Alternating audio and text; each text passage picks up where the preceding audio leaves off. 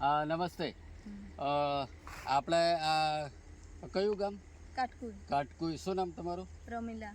હા, રમીલાબેનના ખેતરમાં એક કાટકુઈ ગામ છે, એમાં પ્લોટ વિઝિટમાં આવ્યા છે. તો સિદ્ધિ એગ્રો ઇન્ડસ્ટ્રીઝ નાસિક કંપનીની જે આ પ્લોટની અંદર, આ ભીંડાના પાકની અંદર જે વાપરવામાં આવી એની વિશેની માહિતી એમની પાસેથી લઈશું.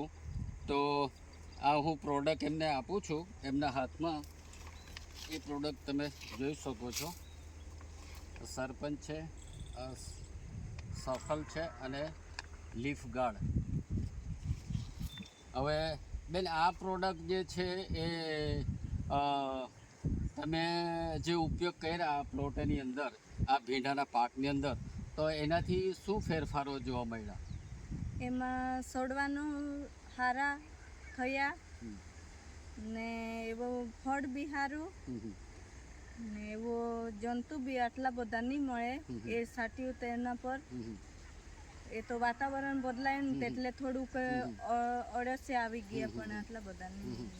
આ વાપરવાથી તમારા છોડની અંદર તંદુરસ્તી આવી? હા, બરાબર આવી ગઈ. અને જે ભીંડીની ક્વોલિટી છે એમાં પણ કઈ ફેરફારો થયા? હા, બરાબર છે. ક્વોલિટી સારી આવી છે. સારી છે? હા, સારી છે. ઓકે. અને બીજું કે છોડની અંદર ફૂટ વધી? ફૂટ? હા, ફૂટ વધી ને. ઓકે. હા, બધા છોડવા હાથે છે ફૂટ. ઓકે.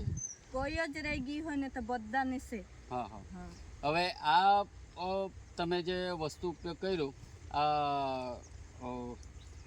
આપણે સિદ્ધિ એગ્રો ઇન્ડસ્ટ્રીઝની જે કંપનીની જે દવાઓ છે એ ઉપયોગ કરવામાં આવી, તો એમાંથી તમને સંતોષ છે? બરાબર. તો ખરેખર બીજા ખેડૂતે શું, તમે બીજા ખેડૂતને શું ભલામણ કરી શકો કે આ દવા વાપરવી જોઈએ કે ન વાપરવી જોઈએ? આ વાપરવી જોઈએ ને સારી રીતના ફૂટ બી આવે. એના હારા શેડવા મને ગમેલા છે ને સારી રીતના છે એટલે સારું છે મને. અને ફૂટ પણ સારી છે, ક્વોલિટી સારી છે અને છોડ એકદમ તંદુરસ્ત છે. બરાબર. તો હવે આ જે વસ્તુ જે છે એ તમારે વ્યારાની અંદર શ્રી ગણેશ એગ્રોમાં મળે છે. બરાબર છે? એ શ્રી ગણેશ એગ્રોમાં તમે બીજી વાર લેવા જશો તો શ્રી ગણેશ એગ્રોમાં તમે આ વસ્તુ માગશો એટલે તમને શ્રી ગણેશવાળા જે એગ્રોવાળા ભાઈ છે, બંટીભાઈ, એ તમને આપશે. Okay. Thank you very much.